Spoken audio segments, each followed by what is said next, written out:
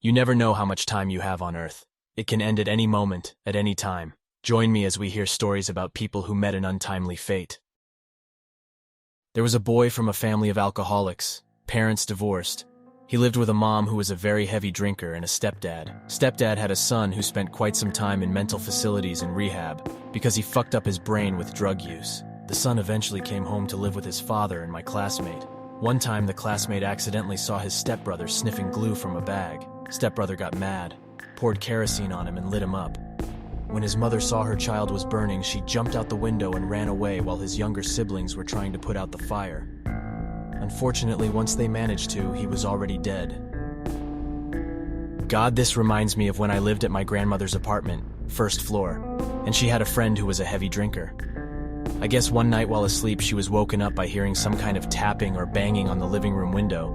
She didn't investigate because she was very tired. It was hard for her to walk, and she figured it was nothing. Turns out that it was her friend. He got locked out of the apartment building since the entrance doors are always locked. He must have wandered out to smoke a cigarette and didn't prop the door open or bring his building key. It was winter. They found him dead on the ground in front of her living room window. My grandma realized the noise she heard must have been her friend tapping on the glass to get her to let him in, but he passed out eventually. Can't imagine how terrible she must have felt.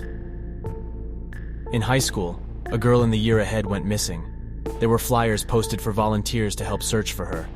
It was understood that she wasn't the type to run away. Her mom was out of her mind with worry. A few weeks later, her stepfather was arrested. It seems he'd sexually abused her, and then switched from her to her little sister. She threatened to tell, and he murdered her.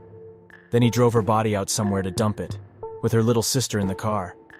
She was too traumatized to remember much. Apparently, he put her body in a dumpster, and it ended up in a landfill somewhere.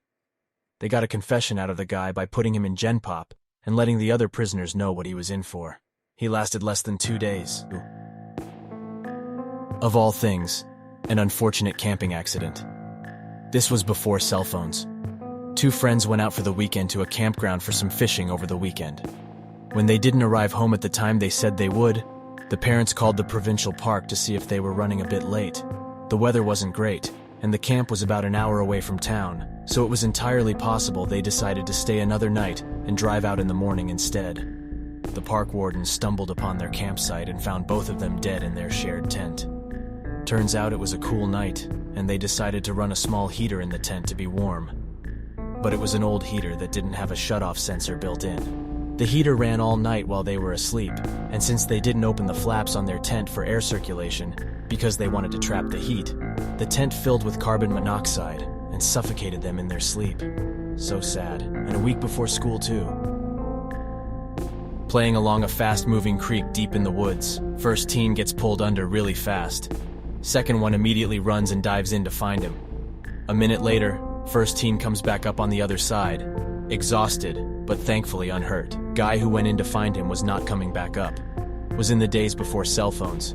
Had to run a good mile back up the trail, hop in the car, drive to the nearby park ranger office, East Texas Big Thicket area, and report get help, along with guide rescuers. Took about 30 minutes total to get back out there to the accident. Still no sign of him. Rescue workers found that under the higher waters were tons of plant tree debris everywhere. 2 days of removal while still trying to control fast-moving waters, his body was finally found. He had dived too deep trying to find the first friend, getting trapped under the submerged branches, without enough energy or breath to fight against the current to get out and back up. He was only 15. Thank you for watching. If you found this interesting, please consider hitting like and subscribe for more videos.